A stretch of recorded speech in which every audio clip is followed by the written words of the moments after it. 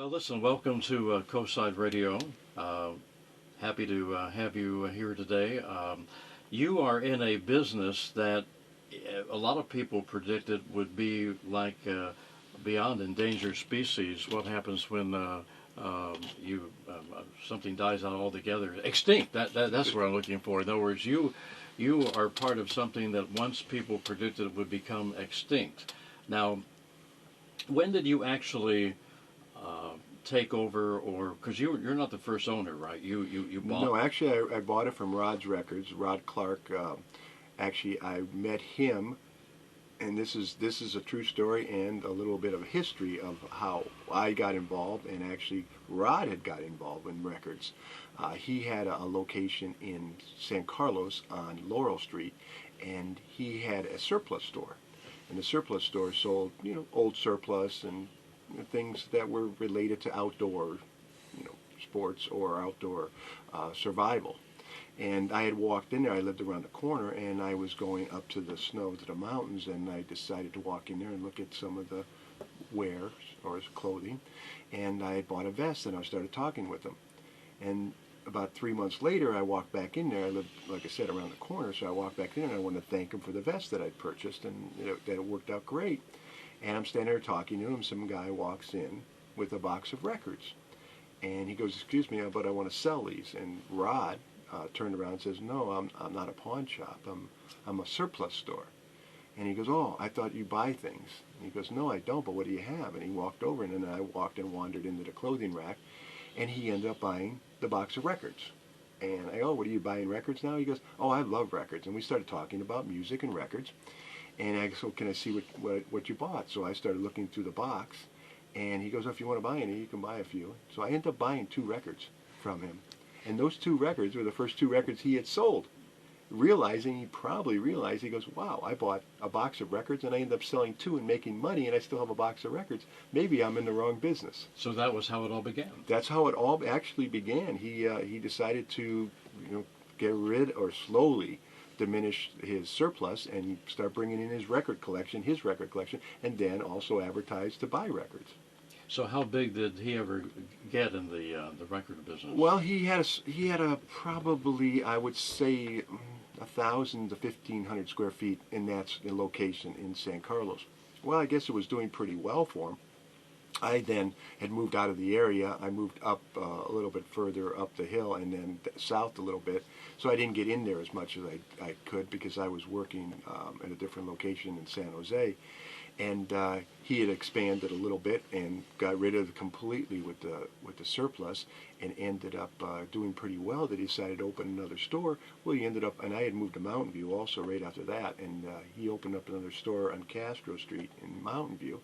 And I visited that location once, and it was sort of sparse, and it was sort of, at that time, Castro was actually, the street was dying. I mean, there was nothing happening on Castro Street, and everybody was leaving. I was vacating the area, so to speak.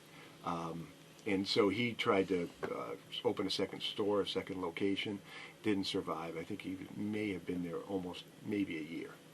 And then he decided to try it again at another location in San Mateo on 25th Avenue, and that's when he opened the 25th Avenue store, and which is the one I ended up purchasing. Fast forward a year from that, I had gone in there and started talking with him again, and he says, "Oh, do you know anybody that would like to work in the record store?" And I had been going through a transition of jobs, and I was working a good job, but I just decided, this is kind of getting a little bit, not, I wasn't, not to say I wasn't happy, because I try to be always happy with anything I'm doing, but it was to the point where I wasn't satisfied, and I always loved music. So I decided, yeah, I'll take the job part-time if you're ready to do it. And he goes, "Well, what hours can you work?" I said, "Can you work around my schedule?" And he said, "Fine, whatever you can do." And I gave him a list of hours and started working for him part-time. But that's how the whole ball started running. Now the store at that time was still located down in San Carlos. So we had the San Carlos store, the main store, and the satellite store was on 25th, and it was at 119 West 25th, which is a block and a half from El Camino. And so that he opened that store, I want to say, and I'm not sure on the exact date, but I want to say it was either late 81 or early 82.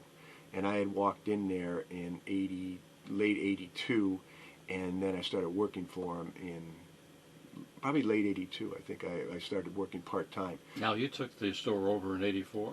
I ended up purchasing, and that's another transition time from the time I worked for him. He was sort of, not sure of where his likes in music or where his customers' likes in music were going. And working in radio myself, because I was working at KFJC and at Foothill College, going to Foothill College, taking photography and radio just as a hobby, just for night classes. And I got very interested in it, and I said, well, I'll go up to the radio station and start, playing some of my records. Why not? And see what they have up there. Well, getting all that information and all the knowledge from the other disc jockeys, the music scene, going to a lot of shows, I told him to start bringing these records in. Say, oh, there's this new wave of British heavy metal, and there's this new romantic music that's happening in Europe. You should start trying to bring in some of these records and see what happens. I think they're going to do pretty well, which they did. So he had said, why don't you start purchasing a little bit? Why don't you start putting some more hours in both stores and tell me ideas, suggestions on how to increase our our customer base and our popularity. So what was the motivation for you, though, to actually say, well, I want to actually own this store, the one in San Mateo? As I indicated prior, that I was going through sort of a transition period in my life, dissatisfied with my jobs. I was enjoying working for him part-time, but I was also working in a few other jobs. One of them was I was at a catering company that was out of Palo Alto, and we would do parties and, be morning parties or late evening parties. I didn't handle the food side. I was actually handling the bartending side and assisting the bartenders and working late nights on that, and then also moving air freight from Silicon Valley up to the airports or the piers. A lot of hours, a lot of days, but I really enjoyed the period that I was at the record store. And at the record store, I just seemed to kind of embrace, because I always loved music, and that goes back even when I was a child. I had 3 older brothers, and if you would like, I can tell you a little bit of history of every musical genre that they liked and how it influenced me. Sure. So anyway, my oldest brother, he was more into the rock and roll scene, and Elvis Presley and Bill Haley and the Comets and Buddy Holly. And I was very young at that time, and he would bring these 45s home and start playing these 45s and start dancing around his room. And I said, wow, he's having a good time enjoying this. So maybe I'll join in. 3 and 4 and 5 years old, I'm dancing around the room.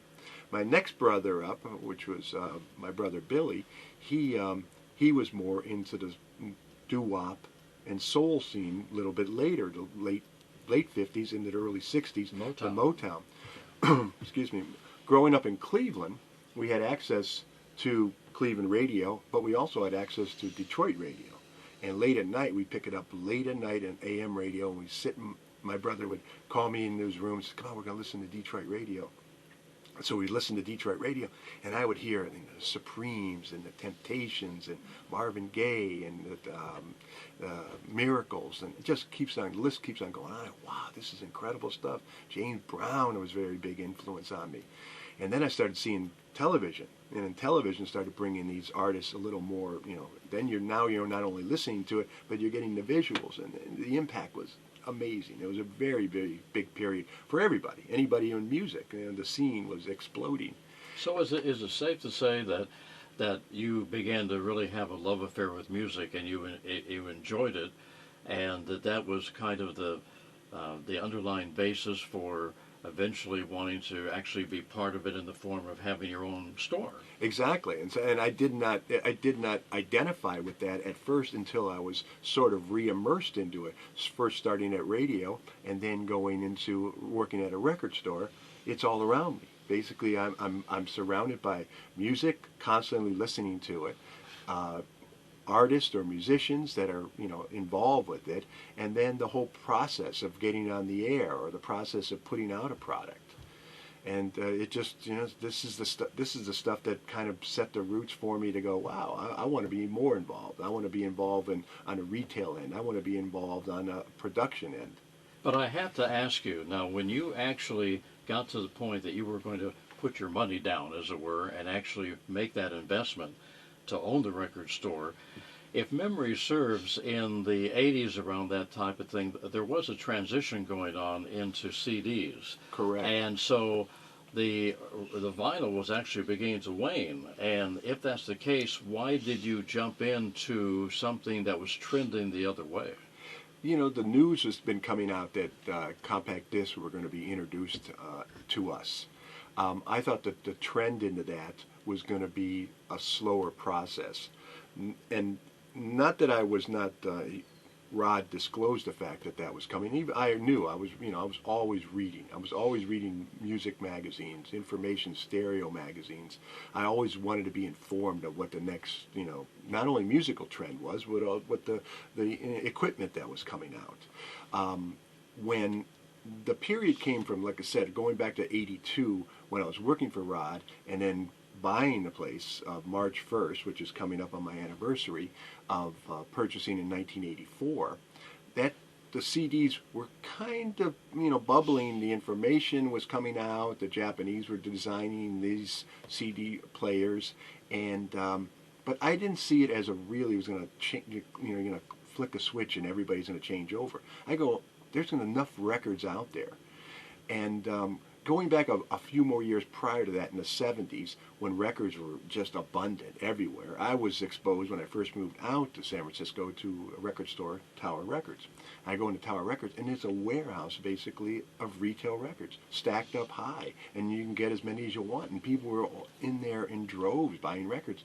That's the information I kept in my head going, number one, there's a lot of records purchased in that period, from 1958 to 1978 was the epitome or the big time of records, of LPs. 45's still around, but mostly LPs. And I go, there are many out there. I did not see the technology as being, a factor. I actually thought this used record business is actually more exciting because I can see everybody else's collection. I can talk to these people about their musical likes and dislikes. I can see where the trends were going, the area was going. Also, another factor was that around the area that I purchased a store at in 25th Avenue, those homes were 30 years old. There was basically, it was a late 50s, mid to late 50s housing building. All those homes, people had raised families. Records were in everybody's house. And I'm thinking there's going to be records coming in here for years. So actually, in one sense, it kind of surprised you that it came in so quickly and so strongly. Did you ever offer CDs in the store to kind of supplement the waning sales of vinyl? When people started asking for them, I said, well, I'll start trying them out. And I didn't jump into it going out and buying or spending a lot of money and bringing a large stock in. I brought what I liked or what customers suggested. I heard or listened to a couple of the new CDs. I said, this is a trend that might happen.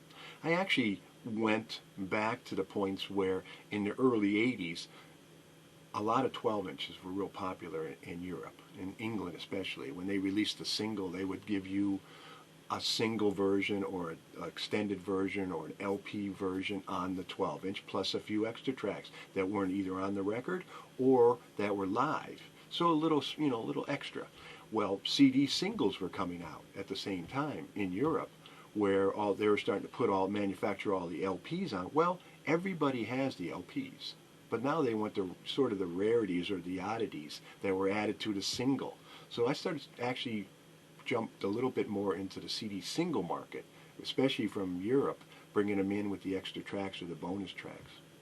How'd that go over? That started a really good trend that I thought, and it actually brought in a little bit more money where I can invest in bringing in a little more of the CDs, that were getting popular. I wouldn't say CDs took off well for me right at first because I wasn't bringing in a large inventory. I let the chain stores do all that. And I actually let the chain stores do all the top 40 and the top 100s. I actually brought in more of the records that were sort of not the underground, but the undercurrent. I would bring in records that were was breaking the top 200, but bands that were kind of bubbling popularity with fans, but weren't selling in large amounts. You know, there was bands that were out there that were, you know, on the punk side or the metal side that were very popular, and I had those customers. The Yeah. chain stores didn't. Now, as the mood of the buying public shifted to these other recording elements, was there ever a time that you became discouraged when it hit a low point, shall we say, and you thought to yourself, you know, oh my, what have I done? I had a lot of those moments because I've been in business for 36 years now, and the trends have changed so many times, and a number of times. When we go from the vinyl, we go to the CDs, and I started bringing in more CDs. I started bringing in a lot of CDs. I had a number of investors had come up to me, friends, family, and customers, saying, Tommy, you're doing the right thing. You're really bringing, you know what your customers want. You know what you like. You know what's the next trend almost is. You almost have the genie in the bottle, and you're rubbing it and going, hey, wow, whatever you touch turns to gold. So they say, hey, here's some money we want to invest in you. Well, I was a little apprehensive because I thinking I don't want to take somebody else's money, and the mistake is maybe this trend's not going to be around. Maybe records will eventually die completely off, and the digital age will take over. So I didn't want to jeopardize their investment, and I didn't want to jeopardize my investment. So what I concentrated on mostly was the used record market. And the used record market was actually booming because I was getting a lot of records in, and I was seeing a lot of them go out. Even though the CD market was coming heavily on in the mid to late 80s and taking charge of all the chain stores, and they were, you know, dominating with all that stuff, I did not see it as worthwhile to invest a lot of money into a new product that really, it is proving itself, but it still has not been around as long as records. LPs have been around for 40 years. CDs have been around for 4 years. You know? So let's talk about today. Where are we today in the music scene? Now, you read stories in the paper and the press about the comeback of vinyl.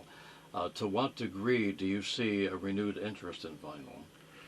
I think the market has shifted back to vinyl, and it's sort of a dual or more levels appreciation. Number one, when the digital revolution happened with CDs and then, I mean, digital tapes and so forth, everybody didn't realize that they weren't really hearing the true sound. It was all compressed. It was all in a certain level. It was all hitting your, you know, body or your senses just on a certain way. People got used to that. They actually sort of fell asleep listening to CDs because they weren't emotionally charged from the performance. Going back to vinyl, when you listen to a record in an analog recorded record, you're hearing the dimensions of it. You're hearing the way they mic the room, the way they mic the instruments, the way they set up the recordings. The musicians weren't the only talent in the room. The engineers, the producers, I mean, the involvement of the art was just so immense. And there was also a warmth in the vinyl that you don't get with the digital. And I'm told that even in amplifiers, the old amplifiers that had tubes, for example, that actually scientifically somehow gave a certain ambience or a certain sound into the recording that you don't get digitally. Exactly. Well, as you know, going back in a little bit of history, we're going back to the periods of the mid to late 50s. You're going from tubes, exactly what you said, but you're also going from 2 tracks, fast forward 15 years, to 16 tracks. So you're going to multi-layering of recording. You're bringing in, you know, the background vocals. You're bringing in the guitar, the lead guitar, the rhythm guitar, the vocals, you know, over vocals.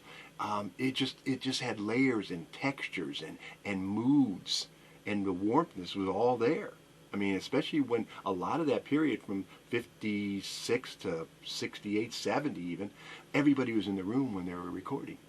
And then all of a sudden it became where, oh, come on in the room and finish your part. And then they'll, send it out and bring it to another studio and somebody else will finish the other part. Sort of the warmthness, not that it passed, it didn't kind of diminish, but the fact is that room feel when everybody's in the room recording, and that mood that was there, that was coming over the records. That was coming over into your sound. Are you still getting a lot of feedback from your customers which give you an idea of what they want in the way of used records? In other words, you were so successful early on with the relationship that you had with your customers. That was part of your success, hearing what was on their mind, what they wanted. What are you hearing these days? I still have a lot of customers that come to the store that have been with me for 30 plus years. It's amazing. They come in and they just, we talk music. They are just impressed the way I bring in continually used records, which are getting actually harder to find because everybody now is like, records are on a comeback. So they hear that from their friends or they hear that from their family, and now they just want to either start hoarding them or they want to see the first, batches of records that their parents or their grandparents are getting rid of. So a lot of the used records that are coming in, it's sort of like a needle in a haystack situation now, where I'm going to have to cull through 500 records to get 50 to 100 at a And I guess people are buying more turntables now to play them on.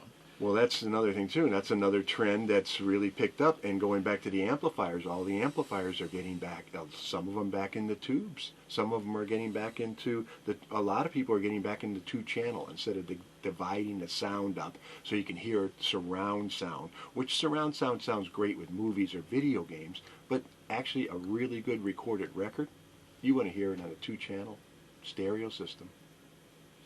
Now, what is your inventory like today? How many records do you guesstimate that you have in stock? Any idea? That's probably a question that you can't even answer. But well, every year I have to do inventory, and every year it seems to fluctuate anywhere between 50 and 90,000. Wow. I mean, and that's not always on the floor. I mean, some of them are either in storage or in transition into the store. Some of them even are sitting at somebody's house still, trying to negotiate a deal, or they want to sell it, but I don't have enough room for it, or they want to sell it in pieces. Like maybe sell me 100 every month or so forth. I mean, it's very difficult to gauge how many records I have. The biggest factor that's really changed my dynamics of the store and my dynamics of business-wise is that if you would have came into my store 5-6 years ago, a large portion of my records were used. Now with the trend of everybody going back to records, it's kind of flipped. So now instead of having 70% of used records, it's flipped the other way around, where now it's 70% new and 30% used, because the used market is diminished somewhat and the new market is booming. Now, I wouldn't have thought that. That's very fascinating. One final question, and unfortunately we're kind of running out of time, and I could go down memory lane forever because I grew up in an environment where the old record stores, kids like myself would go in and they'd have little booths and you could listen to the 45. So I'm in my mind I'm back in time. But do you have people that come in and let's say they want you to find something for them? There's a particular album or record that I love, but I can't find it. Can you help me with that? Every day somebody's coming in, either they're looking for the record, looking for either a CD copy, or they have the record and they says, I can't play it because they don't have a record player. And I said, well, you can buy a record player or I can digitize it.